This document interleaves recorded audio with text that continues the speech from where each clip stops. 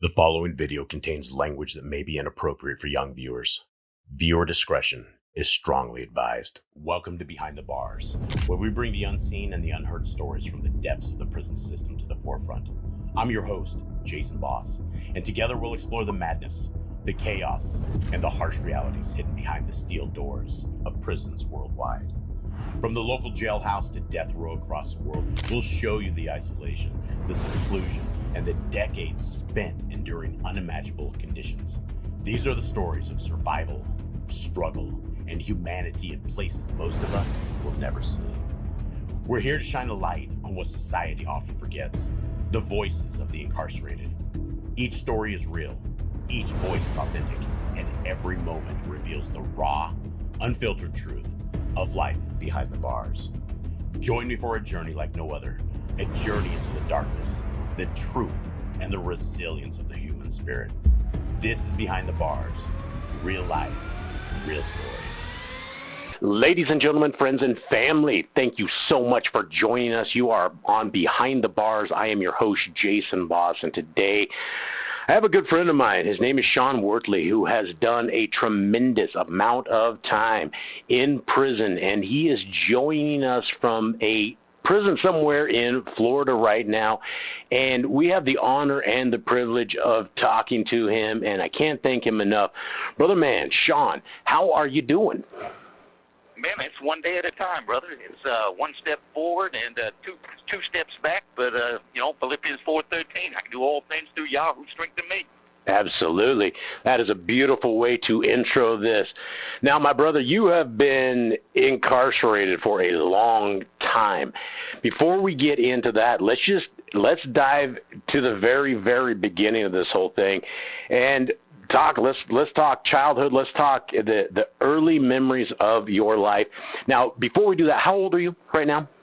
I will be 47 years young in less than 3 weeks. Okay, so in 3 weeks you will be, you're going into 48 or are you just 47, right? I'm going into 47. 47. Okay, well, where did you grow up, and what are some early memories of that world? How did everything go down? Well, it started off a dark picture, but it's ironic enough, God's never lost control. Everybody says he's in control. He never lost it. I was adopted. Well, first I was born in Bloomington, Indiana in 1978. My mother was a stripper. My dad was a drug addict, so you can only imagine the combination there. A lot of abuse early on. Was adopted at the age of 2. And just had so many problems that it just, I guess it was to the point of, nobody understands, where a child's mind's at. I don't even think the child understands where his mind's at after abuse and so forth. Grew up in a Christian home. On my adopted side, I had one grandfather that was Orthodox Jew, didn't believe in Messiah. And then I had the other grandfather that was a deacon in the church. So you can only imagine the add-on of confusion that was there, but I had a lot of behavior problems, and the only way to deal with that was to send me to out-of-state boarding schools. That landed some issues with me being molested a few times, and more confusion to go with that right there. I'm an open book, so yeah, I got a question. It doesn't matter how personal it is, I share it because it's Yah that gets the glory, I could not be controlled. Most people say, this kid needs discipline. Well, you can only beat a kid so much before it becomes abuse.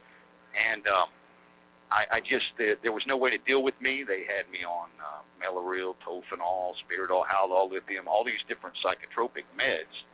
And the problem wasn't psychotropic. The problem was spiritual. And nobody understood that at that time, Jason. Everybody was still caught up in the old psych meds are the best way to go to control our kids, not realizing that, the spiritual way is the way to go to control your kids. Long story short, about 9 or 10, my adopted parents just couldn't handle me no more, and I was given back to the court. Well, at 9 years old, when nobody wants you. So that didn't do nothing for me. I went through some more abuse in and out of the boarding schools and whatnot that I was in. I had no desire to know God whatsoever. That was just somebody made up in a book to me. I got tired of being abused, and at the age of 13, I ended up hitting the streets of Detroit as a runaway. Was all over Detroit, would make my way over there to the East Coast. Jersey was one of my favorite areas to go. And just ended up making my own family my own way. Went back to Indiana at one point, got caught there. Again, I'm the ward of the state, so there's an active warrant out for me at that time. A lot of confusion still. While I'm in Detroit, I'm living in the ceiling of a gas station during the wintertime because you're going to die if you're out in the elements of the winter up in Michigan anywhere. But I would get up in there to stay warm.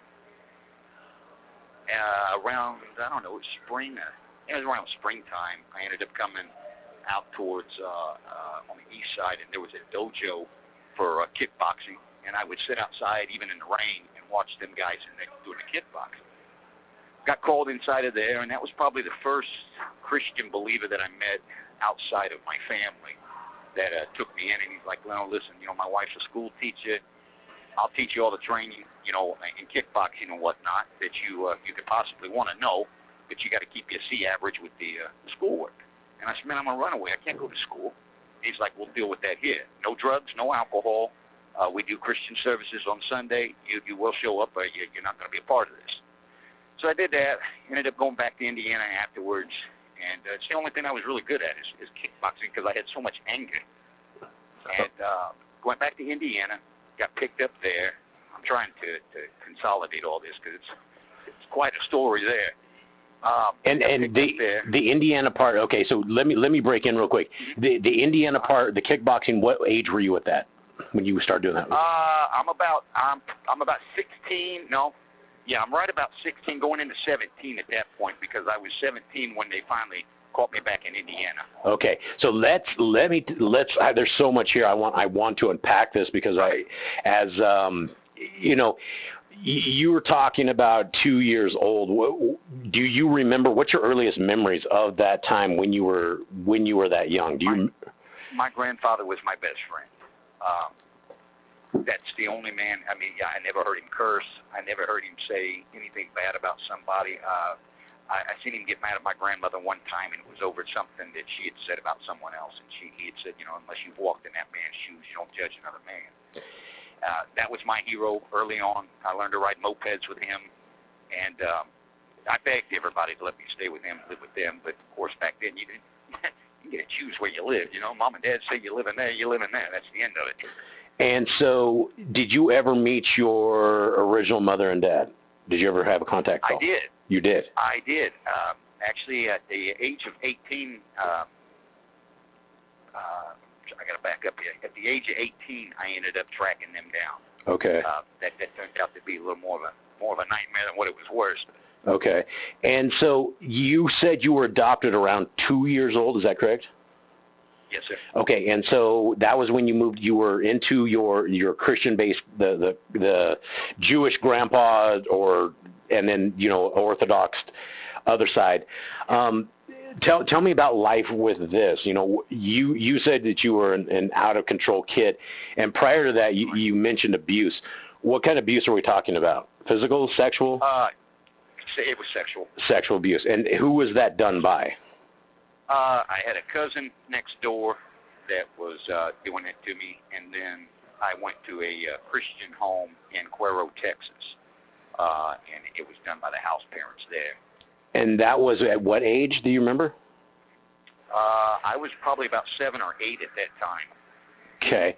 And when you said you were delving out of control, like you were struggling, that nobody could keep you under control. I have in my notes here like 9 or 10-ish. Is that when you kind of start spiraling? Is that where you think you kind of went downhill? That's when that's when the dynamite went off. Everybody's, talking about this. They're talking about that. You got to fix this. You got to fix that. What's wrong with you? Well, how do I explain to you what's wrong with me when I don't even know what's wrong with me? And who is that who had these conversations with you? It would be my father, my adopted father, Norman, or the psychologist, Dr. Lennon, that I had. And what would you do that was different than what other kids would do? How would you lash out? Oh, I would take a hammer to my dad's truck windows, the the windshields. I chased my sister through the house, with a knife. I mean, the things that most people would never even. I mean, you see that kind of stuff on TV, in horror movies. You don't see it in real life. The last thing you expect is an 8-year-old kid to sit there and get mad because something stupid. The SpaghettiOs wasn't hot enough or something, and goes and does something that irate. So let's talk about the incident with the hammer to your dad's truck. What set that off? What was the triggering point of that particular incident? Honestly, I would say, if looking back on it, Jason, I would say it's frustration of not being understood.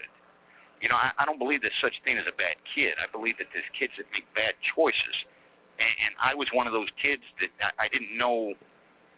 I didn't know what was going on with me. I knew something was wrong, but I didn't know what it was. So the frustration would make me act out in a way that would give me attention, but it wasn't the right attention, if that makes sense.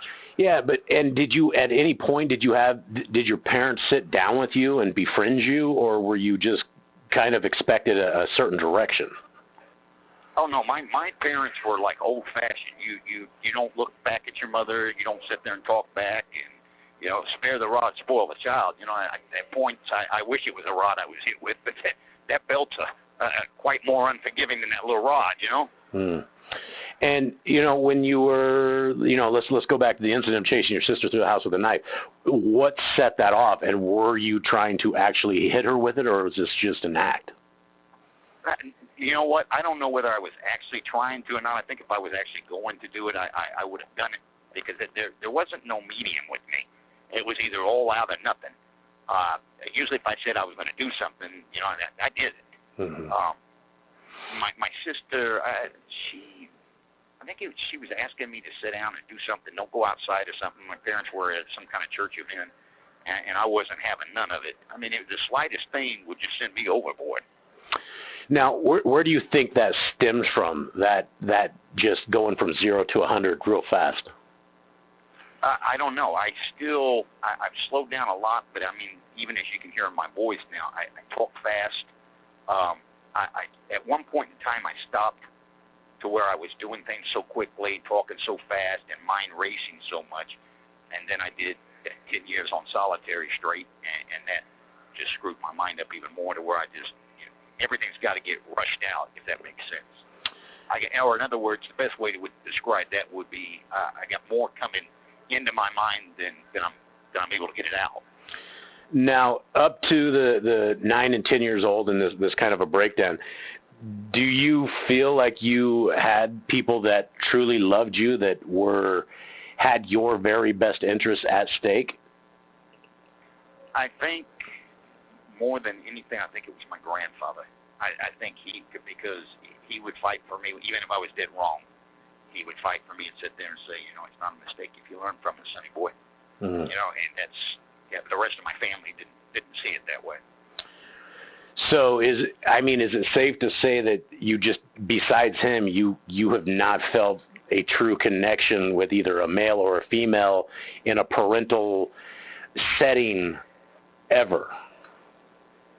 Yeah, that would be, until recently. I was adopted, as an adult. I think I shared with you that. Mm-hmm. And then that turned out to be, it gets to the point to where, the old me wants to rear its head, and I try to keep it in the grave, but it wants to pop up and be like, you can't trust nobody. Mm. And that's how my mind was. If I don't trust you, I don't have to worry about getting hurt. Right. Okay, so between 13, you were, okay, so on my notes here, you basically ran away at 13. You were essentially homeless or on the run per se. Yeah, a little bit of both.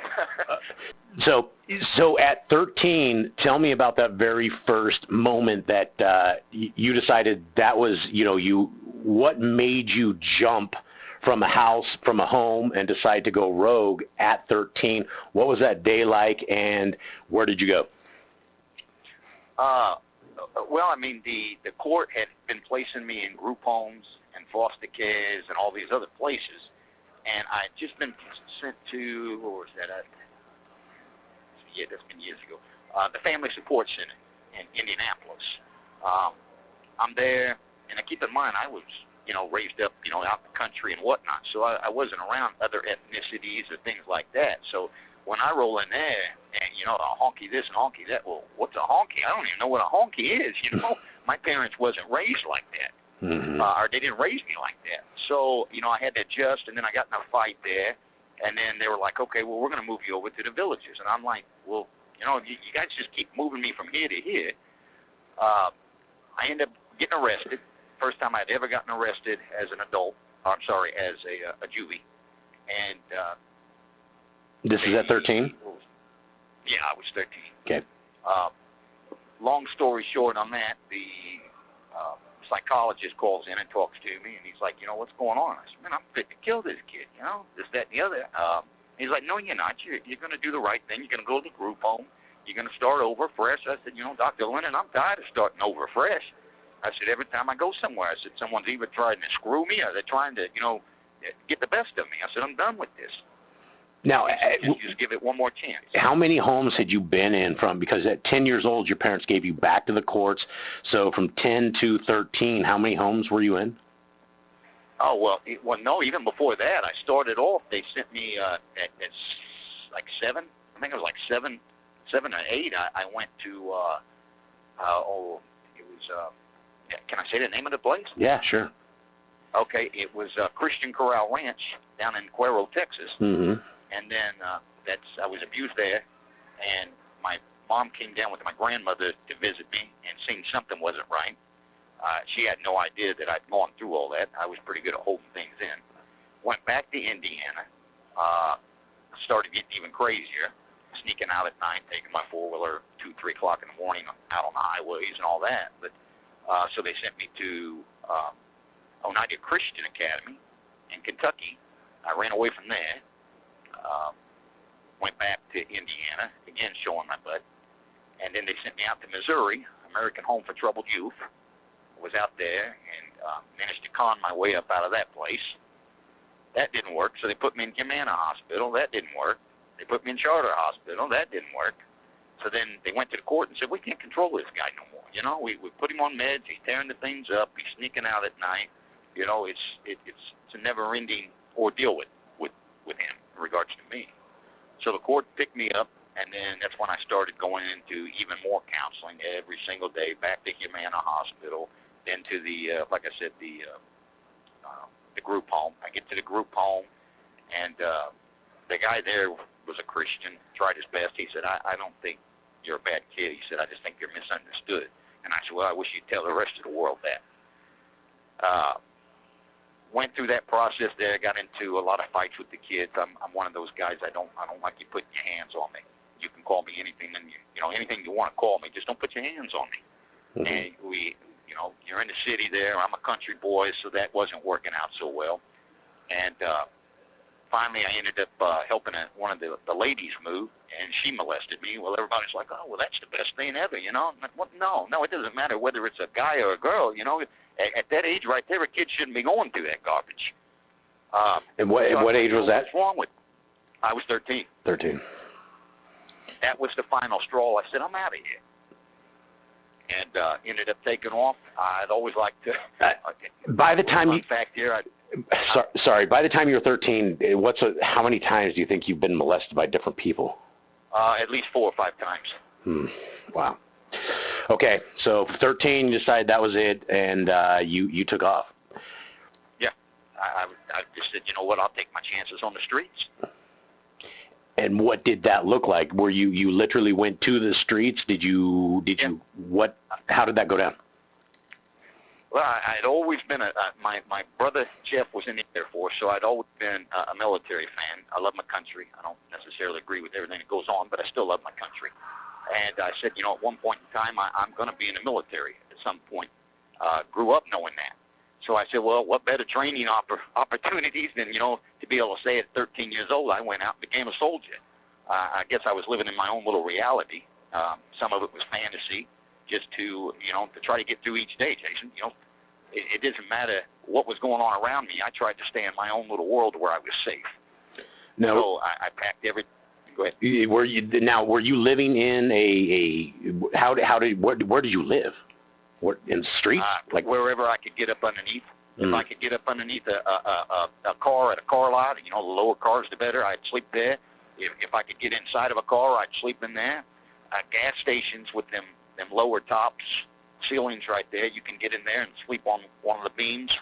That's what I did up there when I finally did get into Detroit. I got to a gas station that there was very few of those back there that didn't stay open 24 hours, and this was one of them that would close. So when the lights would go out, I'd come down, get into their squill buckets, and eat, whatever leftovers that they had that they'd throw in that squill bucket in the cooler. That was my dinner, and that's how I survived. Wow. Okay, so this is 13, and then this, you lived, basically a homeless life. Yeah, almost 4 years. Okay, and then so take me through that. What are your experiences, as a homeless, individual? Where did you get clothes? How did you swap clothes? Do laundry? Any of that stuff? What was that life like? Well, yeah, I mean, there's plenty of water up there, so you can always wash. I just sit there and rinse off. I mean, it's not like you can actually wash. I'm not working a job or anything like that. But yeah, going to grocery stores and just walk around eating food, or go in the bathroom with the food and eat it in there. Walmart wasn't a real big thing up in that area there, but they had other stores that you could just go into. Goodwill up there, you could go up in there and just change out. I put other clothes up underneath the clothes I had on and roll out that way. There's a Catholic church up there. I ended up sleeping underneath the pews there a few times, and the priest ended up getting me some clothes there as well. I really wasn't trying to trust no one, so I would try to do most of the stuff I could on my own. Now, did you ever end up doing any drugs during these times? Oh, absolutely. Anything that usually the old winos and whatnot. I mean, I didn't really have a lot of kids until I got into I was 15 or 16. So a few years, I'm talking to the winos and drinking whatever's left over in their bottles. Dope was plentiful up in there. I mean, when I say dope, I'm talking about reefer, Mary Jane. Tried to smoke a little bit of weed. And when did that start? When was your first intake of drugs at all? Oh, I was probably about 14. I wasn't on the streets very long before I started actually. I'd smoke some weed or drink some the old Mad Dog 20 back in the day. And this was hanging out with the homeless guys, where this was the same what they were doing? Yeah. Oh yeah. There's homeless all through Detroit. You can go over there. Eminem sings about the old 8 Mile and everything, but there's old factories and stuff. Even back then, some of the factories was going down. You could go hide out back in the back by the factories and whatnot. Okay, so when did this take us to, I guess, your first arrest as a? I said you got arrested the first time at 13 as a kid. Did you get arrested at any point during those 4 years you were homeless? No, I laid low. If there was a cop to be around, I'd wave and keep right on trucking. Mm-hmm. All right, so 16 years old, you were sitting outside, or this was around the kickboxing guys outside. Yep. This is kind of where I interrupted you the first time. So take me through from 16 to how did the kickboxing thing go down? Did you stick around that long, and what happened there? Well, I stayed outside mostly. I was, like I said, if I didn't let you get close to me, I didn't have to worry about you hurting me or betraying me. And one day I just happened to be out there. There was, it wasn't right in front of the place, but there was a bus stop just to the catty corner to where you could still see in through the bay windows and watch them train. They were pretty perceptive of what goes on around there, so they see me out there sitting on the bench in the rain watching. Invited me in, and I wouldn't come in. And then they had a younger daughter. They sent her out there to talk to me. I guess you know. I said, well, yeah, all right, I'll come on in. Came in, and they were a Christian couple, real kind. She was a school teacher. He was former military, had been hurt, and that was what he did. He taught kickboxing and did some kind of clinical psychology stuff in Detroit for, I don't know, whether it was like the campus or whatnot. All right, and so how did that go down? What was that, and how long did you stick around there? I just told him point blank. I said, listen, I said, I'm not what I appear to be. I said, I'm on my own. And he said, well, I kind of, in short, I kind of picked that up. He said, nobody just sits out in the rain on a park bench unless they're waiting for a bus. He said, you wasn't getting on no bus, so it's, where are you from? I said, I'm from Indiana. What's your name? I said, you can just call me Shawn. But they ended up feeding me. Offered me to stay there, and I said, no, I'm good on that. I said, I would like to come and learn how to do this, though. I'd like to learn to be able to protect myself. And he says, he'd asked me, he said, about my temper and whatnot. And I said, yeah, I've always been an open guy. I don't hide nothing. It's you don't have to point out my flaws. I'll tell them to you in a heartbeat. But I told him, I struggle with, anger. And he asked me why that was, and I said, I don't know. I don't know how to explain it. He says, well, you don't have to explain it right now. Let's just try to get that anger out of you. And he says, well, everything you're angry at, he says, I just want you to put it all into that bag. He says, there is no right way of doing it. He said, let's just start doing that right there. And then before we would leave, everybody, even the ones that paid student-wise, he'd make sure everybody came together in a circle and prayed. That went on for a little while. I started getting better at it, and I was like, maybe this is what I want to do. And then when I sit there and told him I wanted to be in the military, he was like, wow, this it brings a whole new meaning to things. So, I trusted him somewhat, but I never completely trusted anybody other than my grandfather until not quite my 18th birthday. I don't want to get ahead on that, though. Mm-hmm. Okay, so where did this go from here? How long were you at this kickboxing place with this guy? How did that end? I ended up taking off and going back to Indiana, and I hadn't planned on staying in Indiana, but I'd always, cared about my grandfather. So when I was on my way down to Indiana, stolen car, the car breaks down, so the cop ends up coming behind me while I'm on I-70, walking, and pulls over, and I didn't, at this point, I'm tired. I've been all over. I'm just wore out, dirty, I'm hungry, and I just told him, I'm going to run away. And this is when you were 17? Yes, sir. Okay, and then the car that was stolen, did you just jump in a car and take it off? The car had already stopped. It some kind of mechanical failure on it. So I had been walking down the interstate when the cop saw me. He didn't see me actually get out of the car. I never got charged with that.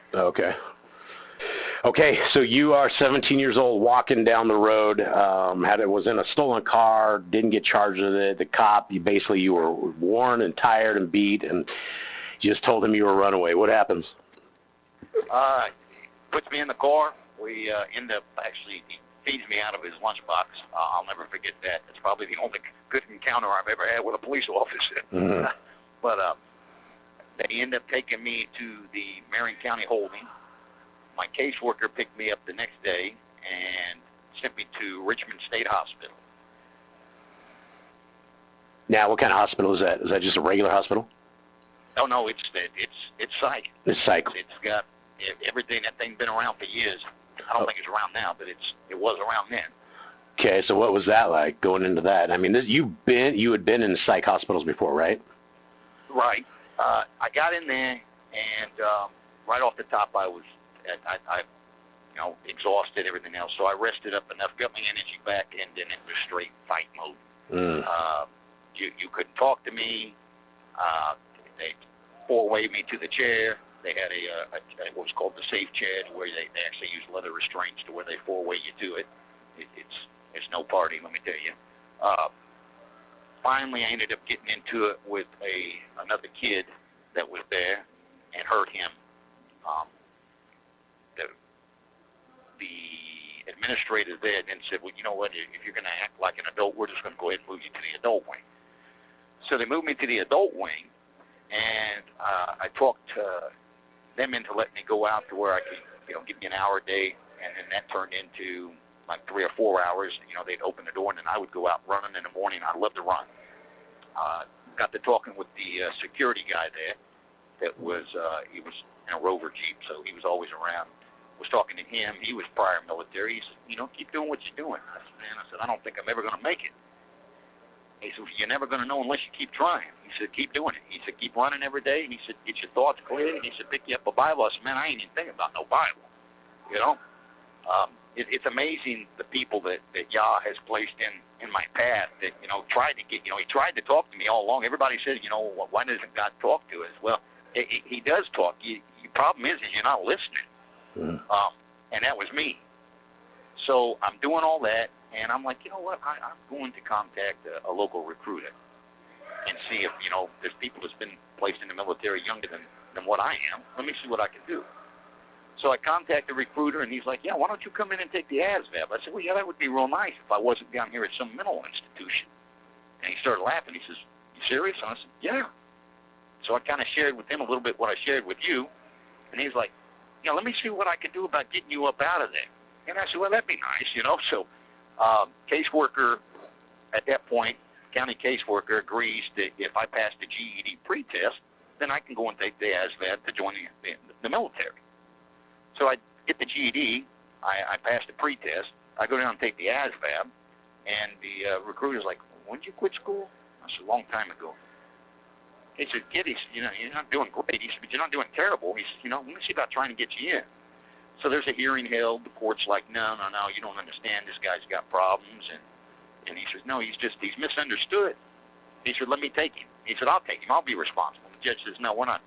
No, he said, well, let the military have him. He says, the military doesn't want this kid here. And Sergeant Shane Fuller was his name. He was part of the Richmond National Guard. He says, yes, he said, actually, we do want him. The judge said, well, you're just going to have to wait till he gets his GED and he's done with the court system. So I go back to the hospital. I'm deflated, discouraged, and whatnot, start acting out again. And finally my caseworker's like, you know what, I'm going to move you away from this guy, which seems to be the norm. Every time, things started to get better, they would uproot me and send me somewhere else. So I go out to, at that point right there, they send me out to Chipotle School for Boys in Terre Haute, Indiana. Now, this is in 1996. While there, I try out for the track and field team. I'm doing that right there and make captain of the team. It's probably the only time I've ever been in any kind of leadership. The court gives you an allowance, so all my money's going on model airplanes and tanks and military memorabilia and whatnot. So I remember one day I'm in my room and I'm putting together some planes, and a guy walks by and then he stops. He does a double take and backs up. Well, I got POW flag on my wall. I've got an American flag on my wall, models hanging from the window, and tanks galore. And he says, permission to come in? I said, come on in. This is your house, not mine. So he comes in. His name's Brian, and him and me's talking. And he's like, wow, what are these here? I said, that's B-52, that's A-10, that's an F-15 Eagle. That's a replica of an M16A1. I know the terms. I've been reading up on it. And I said, he says, well, what do you want to do with your life? I said, well, at some point, I said, I'm going to go in the military. And he started smiling. I said, what's so funny? He said, nothing. He said, you're on your way. So him and me started talking off and on. I told him about Sergeant Fuller and all this, and he's like, you're getting a raw deal this time, kid. He said, I don't like this. He said, you just keep doing what you're doing, keep studying. So I take the trash out one day, and it's nighttime, and I'm not supposed to be smoking. But the kids can smoke there, but if you're a part of the track team or any kind of athletics department, you're not permitted to be smoking. So I'm smoking a cigarette, and I hear ting, ting, ting. And I look, and you can see the shininess off of it, and I end up walking over there to it. It's a Budweiser. It's a Navy Budweiser, which is what your SEALs use. Some of them call it Trident. So I pick it up, and I look at him, and I said, what is this? I said, you're a SEAL? He said, no, I was. He said, back then, he said, we called them frogmen.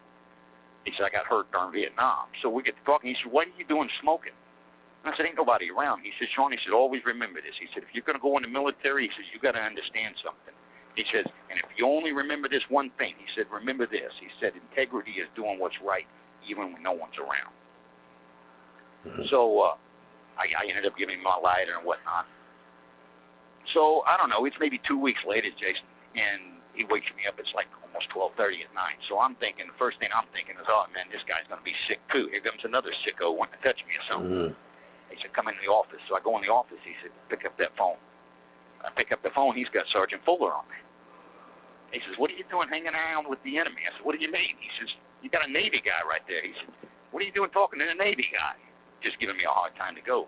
Mm-hmm. He said, listen, he said, you're scheduled to go get your GED, he said, here in about a week or two. He says, stick with Brian. He said, keep doing what you're doing. He said, this guy really does care about you. And I said, yeah, he's probably the first real friend I've had. So we ended off of that. And the day before, I'm probably going to get choked up on this one now.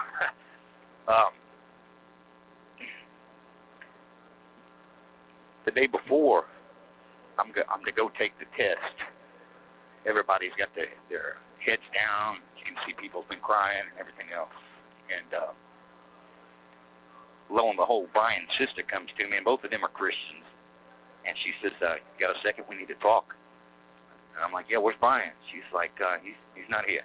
She said, let's go for a talk, or let's go for a walk. She said, let's go to the chapel. I said, we can talk out here. I don't want to go to no church. She said, no, we need to go into the chapel. So we go in the chapel there, and she tells me that Brian was killed that night. Wow. So I picked up probably every hymnal there was in that church and threw it at the crucifix. Told him, I said, I told her, I said, that's your God? That's what your God does? I said, for people that serve him, that's your creator? I said, God help me if I ever find religion. I walked out and just started hitting the track, just ran until my legs started cramping and throwing up and all that. And she's sitting out there. She's like, you don't understand his purpose. I said, I know this much. I said, he took a good man and left us these monsters here on the planet. I said, he's taking all the good people and leaving the monsters. I said, I don't want no part of you, God. And threw explicits up in there, too. So the next day, I go to take the GED. And, obviously I'm still distraught. So I just said, I'll never forget. I finished taking the GED. I put the pencil down, and I'll never forget the words I said. I said, lock and load, Brian. Took off, managed to go to the bathroom, went out the window away from the staff that was sitting out there waiting, and hit the woods. Sprained my ankle while I was in the woods, and stopped at a college and got a ride to Greenwood, Indiana. By now, I already know where my mom's at, my biological. Move in with her and call my former it'd be my former first sergeant, Shane, the recruiter, and said, hey, man, this is where I'm at. I'm laying low. I said, as soon as I get the results on the GED, I'm enlisted. Are you ready? He said, I'll be out there this week to see you before you even get the results. He said, let's get on this. And I told him everything that was going on. Get the results, enlist, and in the process thereof, met the first love of my life. Never had a girlfriend up to this point. Most guys are like, well, you're 17 years old, and you never had a girlfriend? That's right, I haven't. So I meet her, and lo and behold, she's a believer. And I'm like, oh, you got to be kidding me with this church stuff, man. I look back on it now and kind of laugh, but back then there was nothing funny that, with me in regards to religion. I had no desire for that whatsoever. Mm-hmm. Everybody that had served, the Most High, they was either gone or something crazy happened to them, So her and I get to go in a relationship, and she's like, you ain't sleeping with me, none of that stuff till there's a ring on this finger, and we're married, we're doing this the right way. And I'm like, okay, well, as soon as I complete basic and everything, we'll get married. Her dad was a retired Army colonel, so I ended up going to church with her a few times. I'm miserable as all get out. I was sitting in the pew with her, but I was doing it to make her happy. Shane, Sergeant Fuller, got it to where I was able to attend guard drills prior to basic, but I couldn't handle, any ammunition or armaments or anything like that because I hadn't been properly trained. So I'm going to the drills. He's like, you need everything that you got going for you. He said, if you're wanting to go Ranger on that, he says, you got a lot to work on. He said, you are not there yet. I'm like, all right, whatever. I'll do whatever I got to do to earn that title. And, I wanted to be a tough guy. Everybody wants to be a tough guy. Nobody wants to be just a normal guy. Mm-hmm. But while I was at drills one weekend, that Sunday, she was coming to pick me up and ended up hydroplaning and was killed in the process of coming to get me. This was your girlfriend? Yeah, we'd actually engaged at that point right there. Was going to go to basic, and then after I finished basic, we was going to get married. Wow. Yeah, So it's, within a matter of like not even a year, I just lost my best friend and then the love of my life. So I went into a spiral. I'm homeless at that time right there. I moved out of my mom's house. Just didn't want to be around anybody. I always told everybody, there was only one friend for me, and that was alcohol. Her dad, Todd, ended up finding me passed out on her grave and sat there. After the second time, he's like, all right, we got to do something here. Who's your recruiter? And I told him, he's like, yeah, I'm going to make some calls. So he calls my recruiter and says, listen, we don't get him in some kind of detox and then shipped out. He stands no chance of being any kind of useful soldier. He said, this kid's all over the place. So they put me in detox. I'm in detox for like, I don't know, it's about 24, 48 hours or something like that. I leave there. They take me to MEPS to swear me in and all that, fly me down to Fort Benning. I'm down there at Fort Benning. I'm doing great. I'm halfway through basic and ended up having a dream about her and just lost it.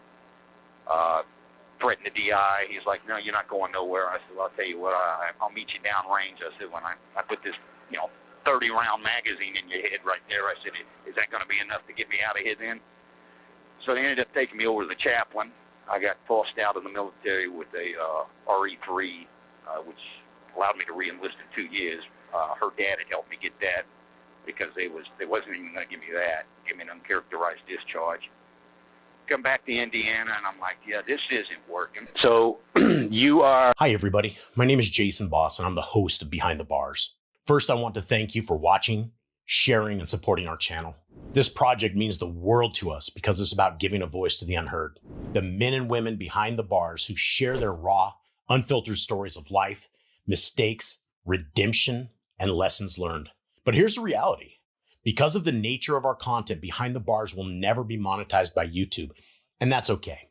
We're not doing this for the money, but to keep telling you these stories, to keep bringing you interviews from across the plains, we need your help. Right now, we're sitting on over 15 incredible interviews that are waiting to be edited and shared. We've got the footage, but we need the resources. More interviews mean more editors, more work, and a bigger team to make this vision a reality. And that's where you come in. By becoming a Patreon today, you're not just helping bring us these stories to life. You're also getting exclusive access to behind-the-scenes conversations and untold stories that won't be available on YouTube. These are the moments that take you deeper into the lives of our interviewees, as well as the challenges and triumphs we face while we are creating this channel. If you've ever been moved by one of these stories, if you believe in the power of second chances and in a shining light on the human experience, please consider supporting us. With your help, we can reach further and roll out even more of the content you love. So from the bottom of my heart and from all of us here at Behind the Bars, thank you for being a part of this journey. Much love to you, y'all, and we'll see you in the next episode. You had just basically got kicked out of, not really kicked out, but I guess in some way you kicked out of the military. Take me from that point there. So I ended up coming back to Indiana, and I get me a ticket to Greyhound. I called my adopted mother and told her, I said, I just got left out. I lied to her and told her I taken medical and gotten out of the military. I said, I need some money to get back to Indiana. Of course, my brother was in the Air Force. Jeff was in the Air Force, and told my mom, he said, no, they should be paying for that if it's a medical discharge. So she said, I don't care. I'm sending him the money he needs to get back home. So I come back up to Indiana, and, of course, I go straight to her grave and sit there, and I told her, I said, I don't know what to do. I said, I've lost everything. I said, now my goals are gone too. I said, where do I go? What do I do now? I said, where's your God in all this? I mocked God an awful lot. Ended up going and talking to her dad, and he's like, you don't need the military. He said, you need God. And I said, listen, I'm tired of hearing about, this creator. I said, I ain't had nothing but pain, I said, from everybody that served him. And I said, how about your daughter? I said, how's God working out for your daughter there, Todd? I said, yeah, she's in the ground. I said, where's he at? I said, that's right, nowhere to be found. But left there and ended up borrowing a buddy of mine's Jeep. And this was one weekend. I'd been drinking a little bit, and And one weekend I drive by this church, and I'm like, all right. So let's see what where you at? Where you at? All right, I'm here. Where are you at? So I go in there, I sit on the back pew, and there's a lady in front of me. But I was quiet about it and everything. But I sit down there, and I guess she must have smelled it on me. Looked back at me, gave me a dirty look, and about 2 or 3 minutes later, she goes and gets the deacons or whoever. They asked me to step outside there with them. He says, sir, have you been drinking? I said, yes, sir, I have. He said, well, what are you doing here? I said, I'm trying to find some answers. And he says, well, you need to come back when you're sober. I said, come back when I'm sober. I said, yeah, you got to be kidding me, right? He said, yeah, you're not welcome here right now. I said, well, I'll tell you what. I said, you jerks ain't welcome in my life either. I said, if this is what your Jesus and your God's got to offer, I said, I don't want no part of it.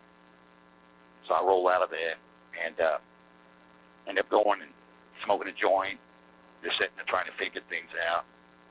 So a buddy of mine, I talked to him. He's like, man, why don't you go get a job? He said, you're disciplined enough. He said, go get a job working for the sheriff's department. I said, yeah, me, a cop. I said, yeah, you got jokes, right? So about 2 or 3 weeks later, again, he says, listen, man, he says, I'm working at the jail there. He said, why don't you put a job? I said, man, I can't even pass the analysis right now. I said, are you kidding me? He's like, listen, give it a few weeks, clean up. He said, got good benefits and all that. He says, you might be able to use that to go back in the service. And I said, man, I don't even know where I am right now. I said, I don't know who I am right now. So I go and clean up, go and work for the jail. And I'm like, man, this ain't cutting it right here. These guys are just they're more criminals than some of the guys I was running with out there.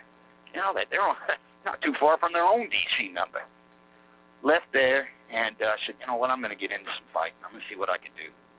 And hooked up with a guy that used to be a state cop and started running hot cars with him and was getting some money off of that way. Got introduced to heroin at that point at his bar. Needed a way to support my habit, so I'm like, I'll boost some cars with you. He said, this guy does some prize fights up there. He said in Chicago, and I said, well, I don't know that I'm ready for that kind of stuff right there. I said, I can fight a little bit. I said, but I ain't no Bruce Lee.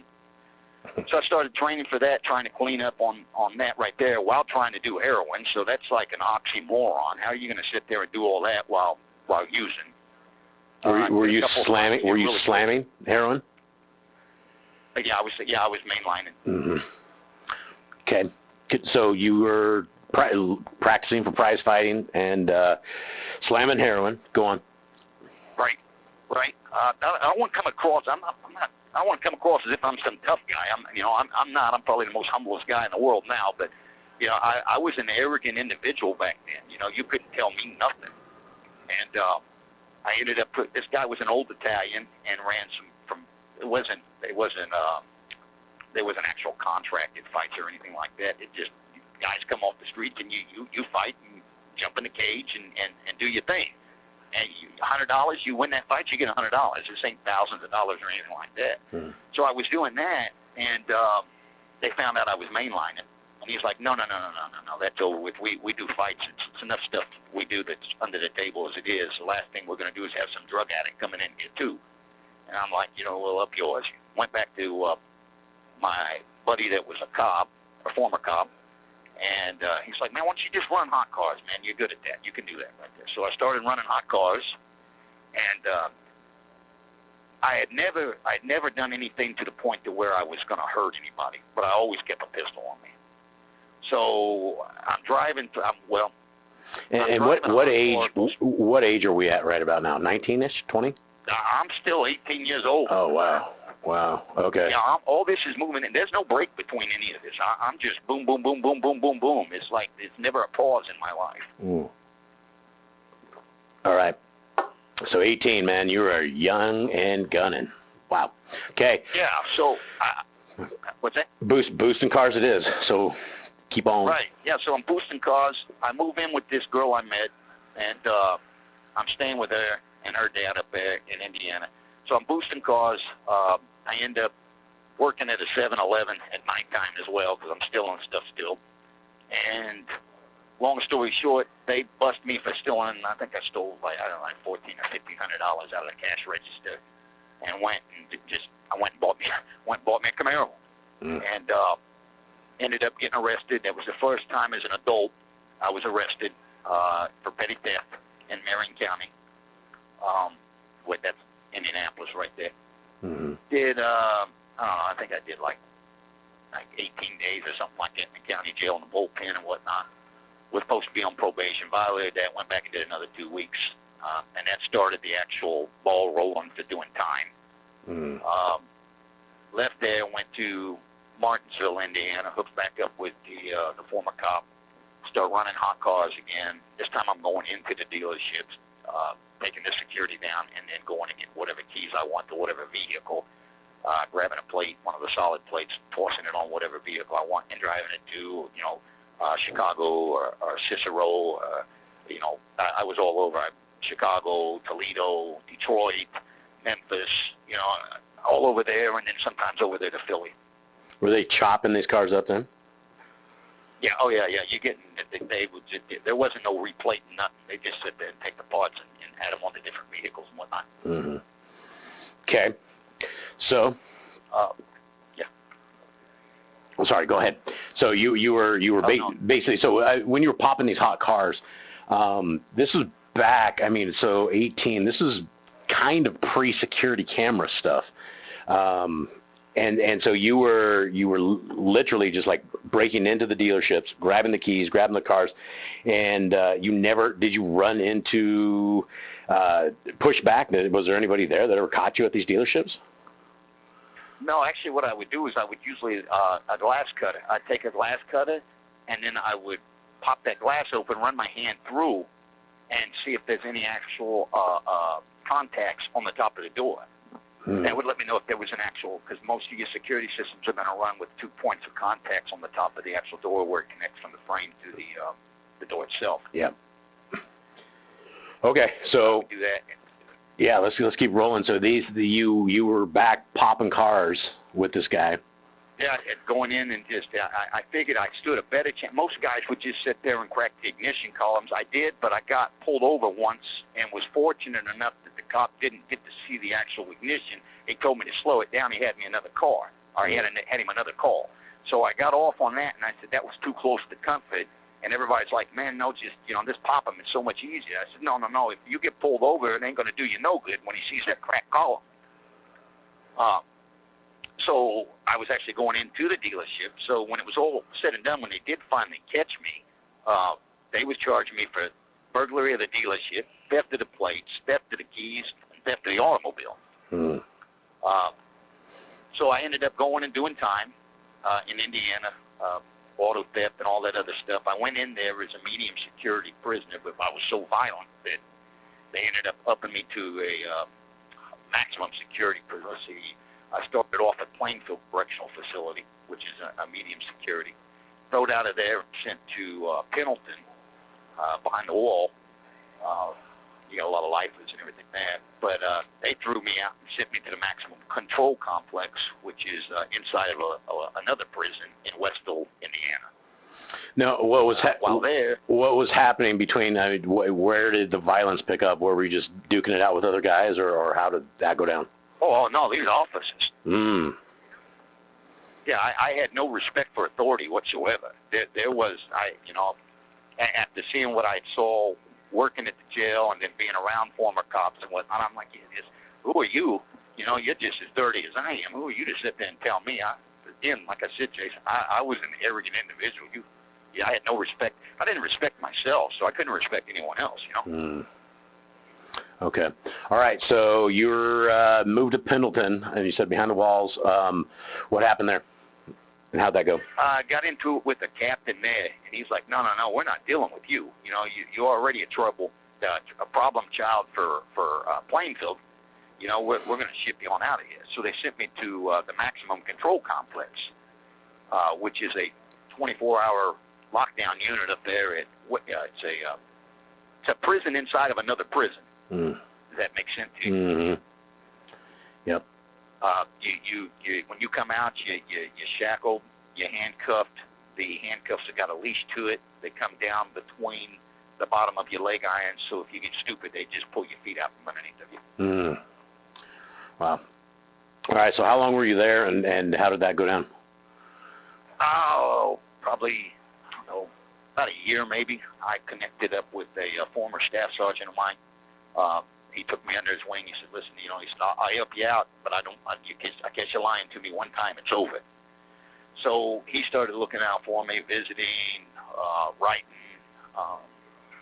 tried to get me to start memorizing Bible verses. Long story short with that, he picks me up. I get out, and we're thinking I don't have to do any work release or anything. So he gets me a job. I get settled. I go to probation to check in, and they're like, "Oh, no, you got to go to work release." And he's like, "Well, there's no way for us to work through this right here. He's already set up. He's got a job. He's staying with me, da-da-da-da-da." And they're like, "No." So I go to work release. Well, here it is. I've got 3 courtrooms I'm doing time out of.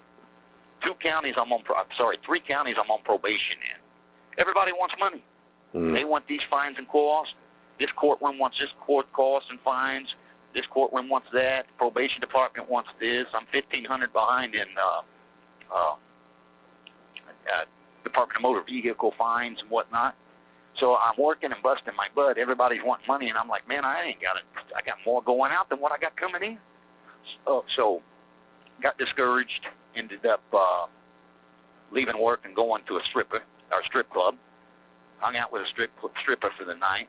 Ended up going and staying with my grandmother the next night. She talks me into going to church. Come back from church, and lo and behold, the sheriff's department's waiting on me. So they pick me up for escape. I go back to the county jail that I was in, Johnson County Jail. They hold me over. I don't want to be in there, so I just cop out on the 4 years for the escape charge because I'm already in violation of probation.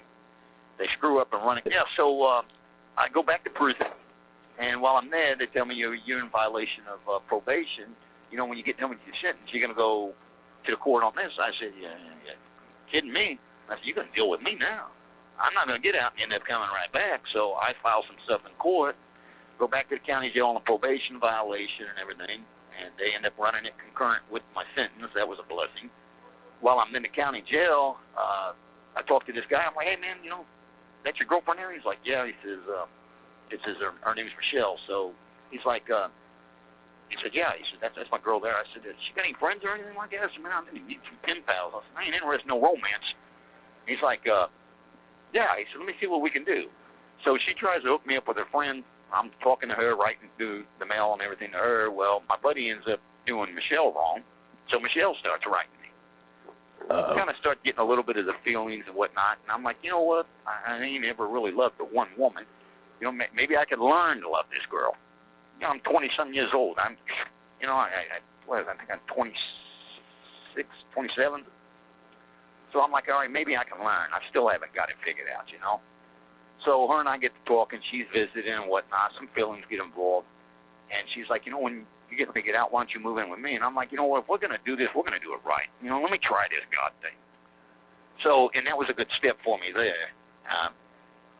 It wasn't the final, that's for sure, but it was the first step towards acknowledging that, okay, you're real. So I get out, we get married. I said I do, found out, Lord, no, what did I do?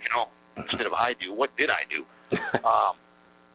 Fell in love with her parents. Her parents are awesome, God-fearing people. Went to church with her, tried to do the whole God thing, and that's when I learned that, there's a difference between knowing about God and actually having a relationship with Yah. And that's a big difference, and people get it twisted.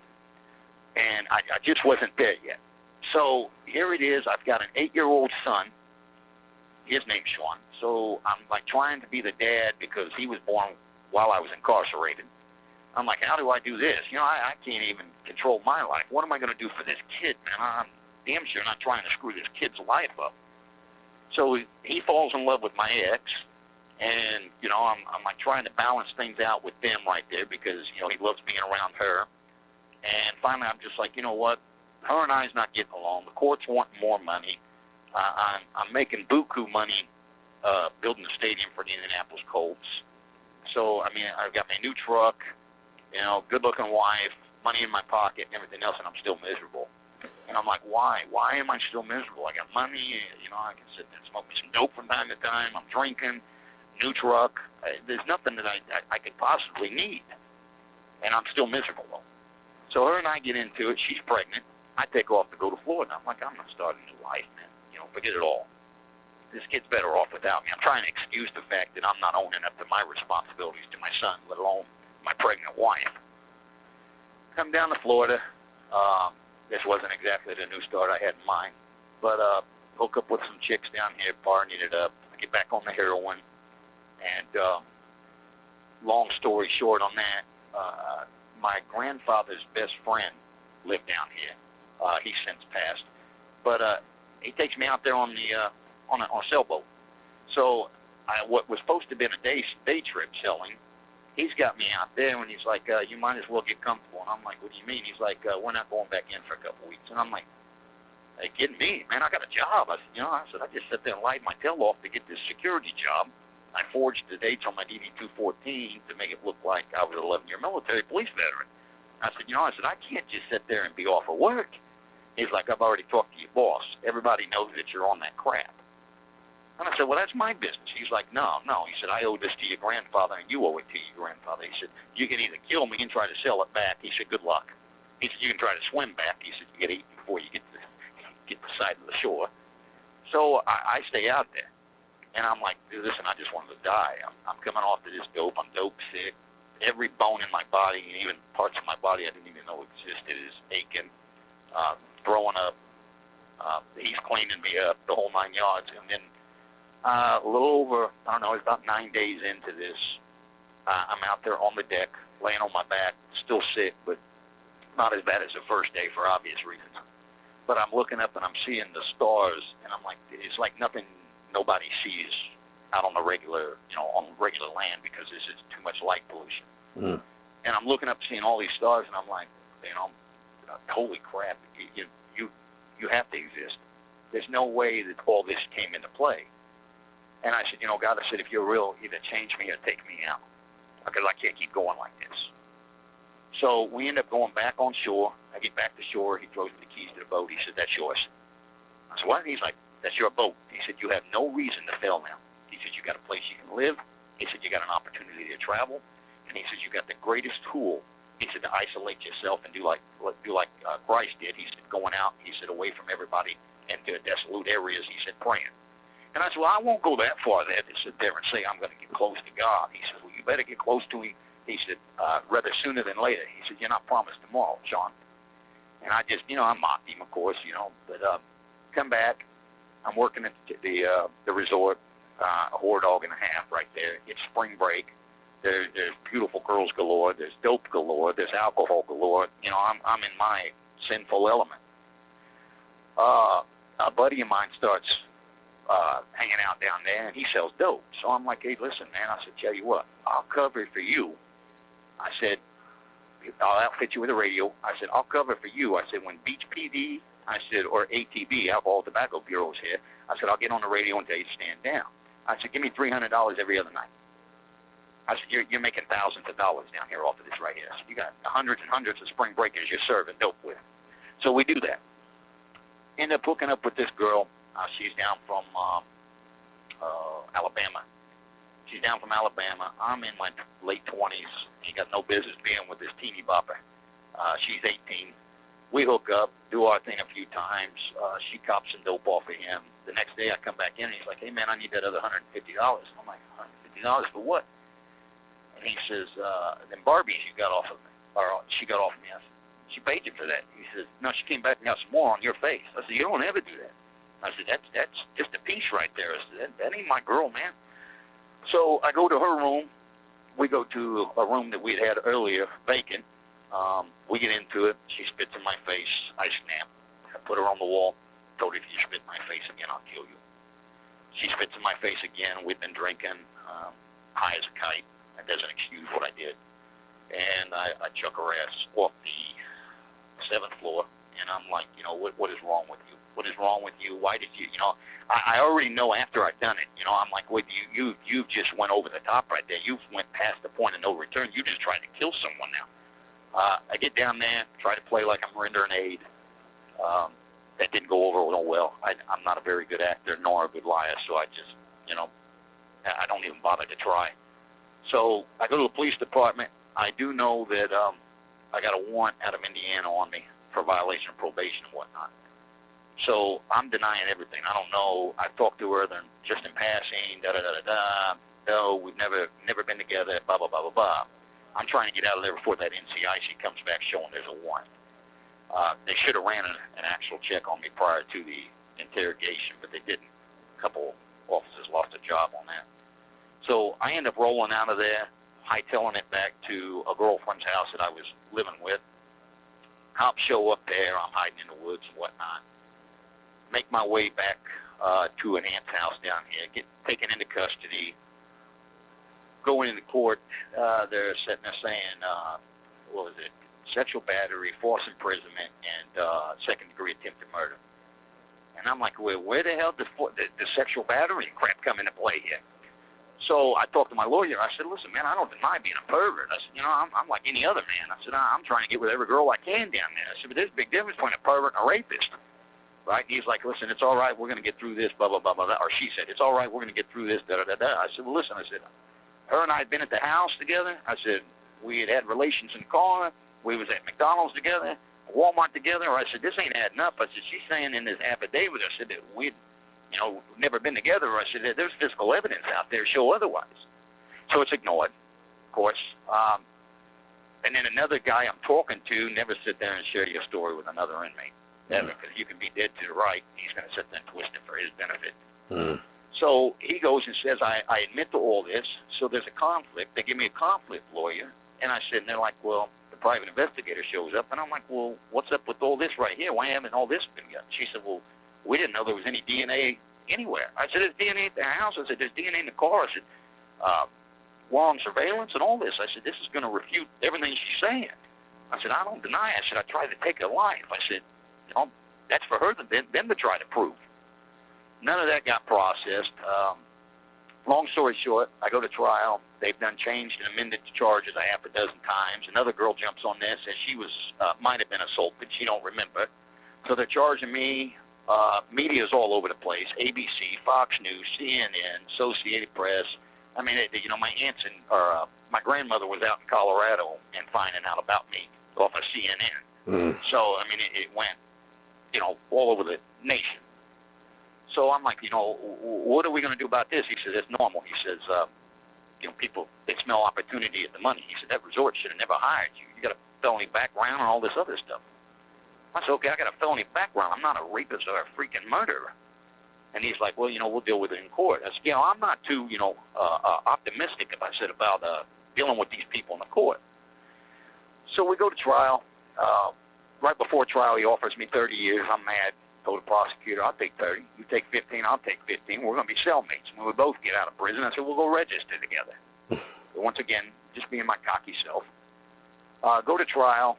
I beat everything except for that they found me guilty of a lesser included offense of aggravated battery instead of what I was guilty of on the attempted murder.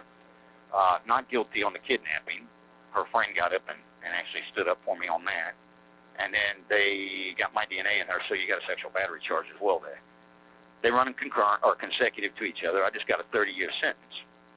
And 5 on a false imprisonment on another charge. So I'm like, you know what, this is crazy. So my former father-in-law and mother-in-law is down here visiting, and they're like, you're so ungrateful, Shawn. And I said, what do you mean you're so ungrateful? I'm so ungrateful. My father-in-law says, what did you say you asked God for? I said, to spare me of a life sentence. He says, he didn't just spare you of one life sentence, knucklehead. He said, the kidnapping and the attempted murder were both life sentences. He said, he spared you of 2 of them. He said, and you're worried about what somebody else is labeling you? I said, it's a pervert charge, Dad. I said, it's a pervert. And nobody takes a pervert serious. I said, that's a life sentence right there. He said, you don't know what God. I said, oh, here we go with this God crap again. So I go to prison. I'm in prison for a few years. I'd already been to CM, it's controlled management lockdown, for a few years for fighting and knives and all this garbage. And I'm out running the track. And one of the Christian guys, his name's Greg. I'll never forget the most solid Christian guy I ever met in my life. He's running. He comes in behind me while I was running the track. He said, hey, man, you're on the thing for Kairos. I said, I don't even know what Kairos is. He said, it's the thing that the chapel. I said, I don't do the chapel. I said, the only time I'm going to that chapel, I said, is to drop dope or nines. And he says, well, you're on that list, man. I said, I don't care. You can put me on any list you want. I said, I'm not going up there to no chapel. I said, you go hang out with them other God freaks. I said, I ain't got no room for your God, your Jesus, or anybody else in my life, man. So about a week later, I get notified. No, this was a month before. I'm already notified that from a chick that I had actually had relations with while I was down in Florida prior to me turning 18, or prior to me turning 19. She contacted me and said, hey, you've got a son. So, so I'm notified that, would I like to take a DNA test? I'm like, well, yeah, I'm not just going to sit there and claim something, And she's like, well, I tried to find you, but, it was just that one night, da-da-da-da-da. So, sure enough, comes back 99 point, some percent, that's mine. I said, all right. His name's Shawn. So I got two boys named Shawn. So he's a Christian. He's a drum player at a church, honor roll student. I'm like, well, I don't know how the heck that happened like that, because I ain't ever done anything good in my life. And she's like, would you like to get to know him? I said, well, sure. She said, well, let me talk with him a little bit, blah, blah, blah, blah, blah. So about a few days before I was to go to the Kairos retreat that they had at RDCI, this is in 2014, I call him and we're talking. And he's like, you really should. I tell him about the retreat thing. I said, I don't really do the God thing. I said, but you can talk to me about God if you want. And he's like, well, there's nothing else to really talk about, Dad. He said, that's what I live for. And I'm like, well, if that's what works for you, he says, it's not about what works for me. He said, it's the truth. So he says, you should really go to the retreat thing. And I'm like, Shawn, I don't really do the God thing. I said, I haven't really, He says, you haven't given him a chance. I said, Shawn, I said, I can't argue with you. He says, well, what do you have to lose by going and trying? And I said, okay, I'll go and check it out. So I go to this retreat thing. While I'm there, before I get up there, I see this guy posted up on the by the gate, and I tell my buddy Greg, the one that told me I was on the list. I'm like, what is this? I said, a cop convention? And he said, those ain't cops. I said, that's a cop right there. I said, he's either a cop, I said, or he's a former soldier. He says, well, how do you know that by looking? He said, he's a volunteer. I said, you see the way he's got his arms placed? I said, he's wore a load-bearing vest. I said, he's either wore a load-bearing vest, I said, or he's wore a Kevlar vest. And I said, cops will sit there and do that to alleviate pressure off the vest. I said, the same thing a soldier does. He says, he's not a cop.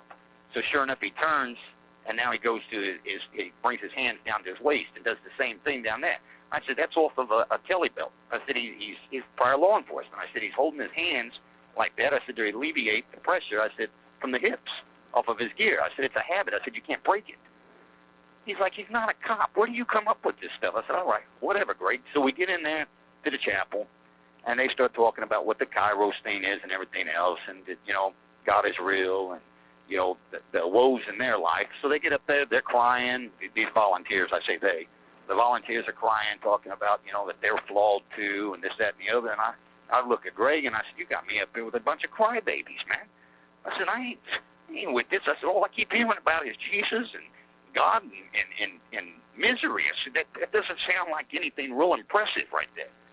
So then the guy gets up there, and the one I pointed out, his name was Corporal Bob Burns. He's actually a minister down in Safety Harbor now. I still talk with him from time to time. Amazing guy. If you ever get to talk to him, I'll point him out to you sometime. But he gets up there, and he says, some people think I'm a pansy, he said, because I look out for an inmate, or I give an inmate an extra tray or a blanket or whatnot. He says, my name is Bob Burns. I'm also known as Corporal Bob Burns. And I look over there at my partner, and I'm like, I told you he was a freaking cop. So we go through, and then I get to talking to another volunteer. His name was Dan. He was a chaplain, old man, but he reminded me of my grandfather. He turns out to be a former California highway patrolman. I'm like, well, you got me down here. Cop convention, man. So I'm reluctant to open up, and it's like, well, what is your push off against God? And I tell him, the story about how I went to the church, and they told me, come back when I'm sober and whatnot. And I'll never forget, a couple of the volunteers started breaking down, and they said, that's not how our God operates. He said, and that's not how real believers operate. And I said, well, that's how your brothers operated at that church, that's for sure. So some time goes on. It's like a 3 or 4 day event. And the last day, they dress up the table with tablecloth, and then they surprise you with a bag full of handwritten letters. So I go through that right there. I get to the last one. I see a construction paper, and it's got a cross on the front, and then it says, Yeshua loves you. You open it up, and it says, ow, ow, ow. He's on the cross. So I flip the card over, and it says Caleb, 8 years old, and I just lost it. So who's Caleb? I hit my knees. Caleb. His name was Caleb. It turns out he was a autistic little boy, and they didn't know whose bag to place the card in. And it just so happened the cop turned around and said, "No, I know this the one." And they put. There's a thing with me when it comes to kids and animals. Listen here, I'll fight the whole world off to look out for a child or an animal, and God knows that. And I don't want to get ahead of myself, but I'll tell you something later on about my issue with God refining the edges using children and animals to do it. So I hit my knees and I said, God, if you will change me. And it was just the most, it was almost like, it's like I was covered in warm oil. And I just felt the most peace that I'd never, most peace I ever felt in my life. I mean, Jason, it was like I wasn't in prison. There was nothing that was holding me back. There was no worries. There was no pain. No defenses. I didn't have no reason to be hostile or aggressive or anything, man. It was like everything just changed for me. And I said, Yeshua, I said, if you'll change my life, I said, I'll go wherever you want me to go. I'll do whatever you want me to do. I said, I don't know whether you can use me with this garbage that I have on my record and whatnot. I said, but, I said, if you'll send me and you'll change me and you'll use me, I'll do whatever you want me to do. So everything goes good. I go back. I tell my son. He's excited. I said, I gave my life, I said, to the Father today. I said, I don't really know where I'm going yet, Shawn. I said, but I'm trying. I said, I hope I turn out to be the dad that you need me to be. And he says, Daddy, I want you to understand, just because you become a believer doesn't mean that all your problems go away. He said, it just means, that you don't walk alone. He said, through those problems. And I'll never forget that, because that was the last call. It was the last call I had with my son.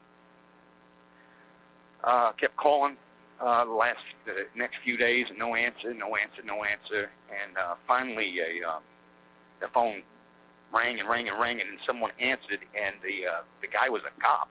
He said, well, it's actually in one of our bins here. He said, this was taken out of an on-site accident app. He said, let me get you, to the investigator. So I'm on at this point, I'm on, a cell phone I had no business being on, so I can't explain to the cop that, hey, I'm in prison.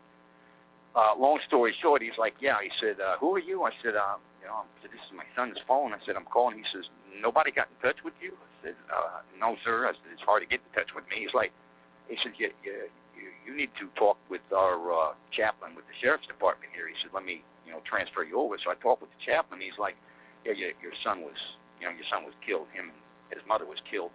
He said, what we know, he said, is they was at a party, and his mother had a little bit too much to drink, and he said the car went off the road. He said, sending consolidants. He said, there wasn't a lot of pain. And I lost it. I said, then told Greg, I said, once again, I said, I told you. I said, everything that has to do with God, I said, turns back to be painful, man. And I said, man, I don't want no part of this, man. So I went back to my cell and just broke down. And I said, what is it? What is it you want? I said, just spell it out for me. I said, because I can't figure you out. I said, I don't understand you. I said, every time I get close to someone, I said, or every time I surrender my will to something, I said, everything falls apart. I said, it's a crap storm. And I just literally, I said, I don't know what you want me to do.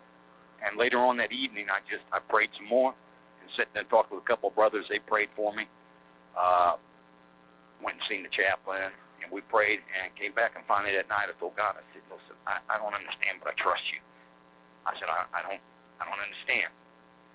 So I go through I don't know, about a week of fighting it and trying to get through. And finally I said, you know what, I've had enough. The day before, I had told Greg, I said, man, I don't have no batteries for my MP. I said, I'd like to listen to my Third Day, which is a Christian group my son loved. And he never did violate any rules in it, so it was ironic that this played out the way it did. So I'm not thinking anything about him bringing me batteries. I'd asked him for him like 2 or 3 days prior to, so finally I was like, you know what, forget this.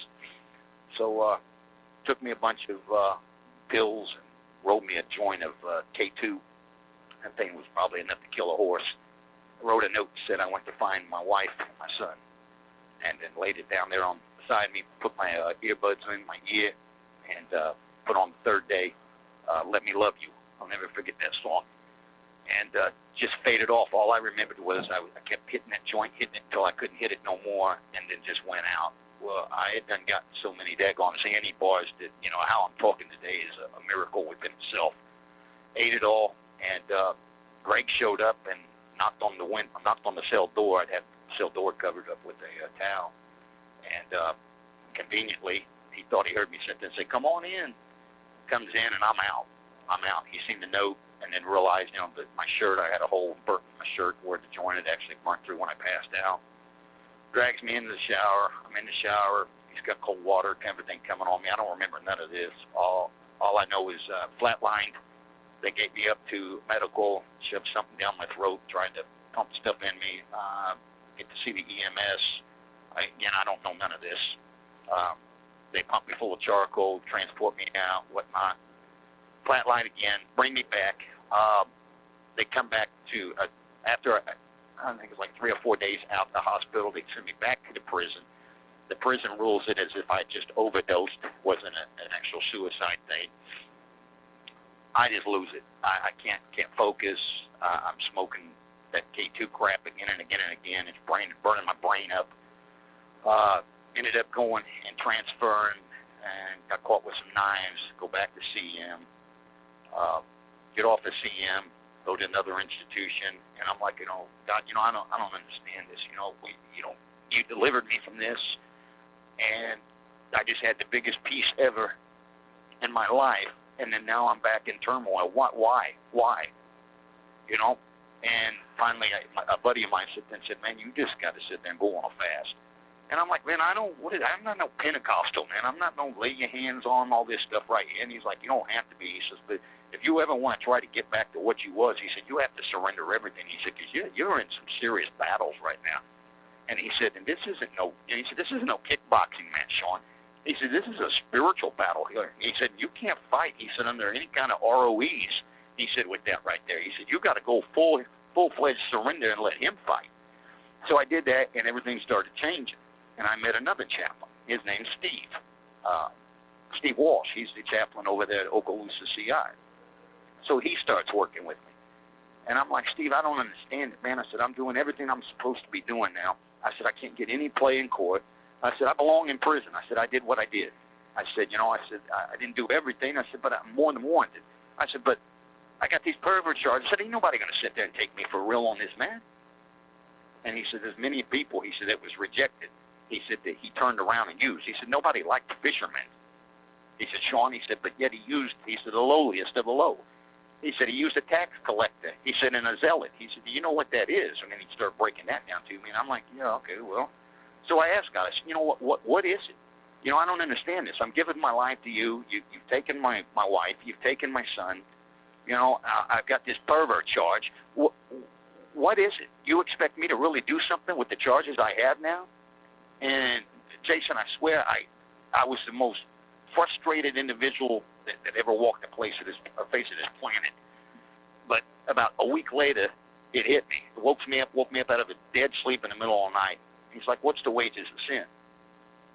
I said, death. He's like, that's right. The wages of sin. That's one sin, Shawn, is death. He said, you're down here. All right, so I'm sick. He's like, what's the wages of sin? Death. He said, just one. He says, you're down here. He says, you're cheating on your wife, committing adultery, you're drinking, you're stealing from guests, you're taking advantage of people. You tried to kill one of my children. and you're worried about what the world says you are, or what the world places a label on you as. You know, and it hit me. I'm like, oh, wow, you know what I'm saying? We're so quick to talk about, well, we didn't do this or we didn't do that. Well, it doesn't matter what we say. In man's law and his law is two different things. And I started realizing that. I'm like, well, Scripture says what it says, and it doesn't matter whether I like it or not. That's his word. So I started changing everything. I said, you know what? Use me wherever you can use me. And that's the key. The key to it all is surrender. It's not getting in there kickboxing. It's not getting in there fighting. It's not getting in there stabbing. It's not getting in there trying to do anything of your own physical force. It's getting to the point where you says, apart from me, you can do nothing. Well, he's right. You can't. So I go back to the institution I was thrown out of. I'm there. And they send me to, ironic enough, they send me to a faith-based facility. So I go to a faith-based facility. I'm completing the classes. And I help a guy save him from losing a bunch of phones, cell phones. Those ain't allowed. And in turn, he allows me to start using his phone to get on the internet. So I'm doing that, talking to people. I'm still starting to get depressed again. And one night I'm sitting there thinking, man, I'm just going to do it the right way this time. It's a back and forth. Matthew talks about how, the seeds, some seeds planted in a rocky soil, some planted, and just barely takes roots, and then the sun comes up and dries it out. Well, that was me. I could never get my roots down deep enough, because I was still holding on to my efforts. So one night I'm sitting there thinking, this is it, man. I'm looking at the light. I'm like, I'm just going to hang myself. There ain't no way of coming back off of a broken neck. So I'm on Facebook, and then I'm goofing around on some other sites and whatnot, and it gets Christian singles. And I'm like, yeah, fat chance with that. First off, I don't do the Christian thing. Second thing, the last thing I'm thinking about is trying to marry some girl or date some girl. So kicks and giggles I put up in there. I said, listen, I'm in prison. I didn't do everything that I'm convicted of, but I didn't warrant enough to warrant prison. I'm not interested in sex. I'm not interested in pictures. I'm not interested in anything but other than a friend. Well, about 10 minutes later, I get a ping, and I start talking to this girl named Jennifer. She's a believer and whatnot, and we start breaking down. She's like a Christian, and I'm like, well, I break down the Sabbath with her and whatnot. And she's like, where are you getting all this? And I said, it's in the Scriptures. I said, they don't want you to see the truth. And she says, well, my Bible says this and this, Sunday this. I said, well, I can make a book say anything. I said, but if you get into a real Bible, I said, you're going to see that it's not adding up. And I'm like, well, wait a second. How am I going from sitting and talking? I want to kill myself to talking about, religious facts with her. What kind of fruitcake am I? So we get to going, get to talking, and again, almost like deja vu of my first marriage, we get to talking and whatnot. Well, she converts into Messianic Judaism and everything just changed. She's got a daughter that's, she's got 3 daughters, and the middle one is 14, McKaylee, but she goes by Gracie. And once again, God uses this kid to just melt me. And she's like, you can be a part of our family, Shawn. So we start growing, and now, here it is. 4 years later, we're looking at getting married. I've been clear of DRs for quite a few years now. I'm looking at possibly going to New York to do the rest of my time. And I'm leading a Messianic Shabbat service here every Friday. So it's like, God's been calling me all along, but I just haven't been listening, Jason. It's the story of everybody's life, but nobody realizes that my story is everybody else's life. They've got the same story. They just may have it in different areas of their life, not maybe per se exact, but similarities. And it all comes down to, if you don't surrender, you're never going to get nowhere. You can sit there and mash that pedal down on that Jeep in that mud all day long, and it's going to spin, man. You got to get somebody to get some traction up underneath that to get out. And if you're not using Yahushua as your traction, you're dead in the water, man. Absolutely.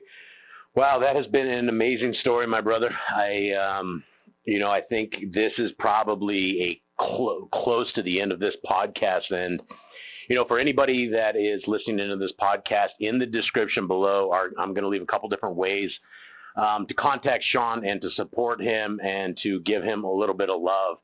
And, Shawn, I really, really, really, really appreciate this testimony. This was one of the most heartfelt conversations I think I've had. I don't think I've almost cracked up as many times as I have during this, this afternoon. I've been blessed by the Creator of the universe to be able to have these kind of conversations with brothers such as yourself.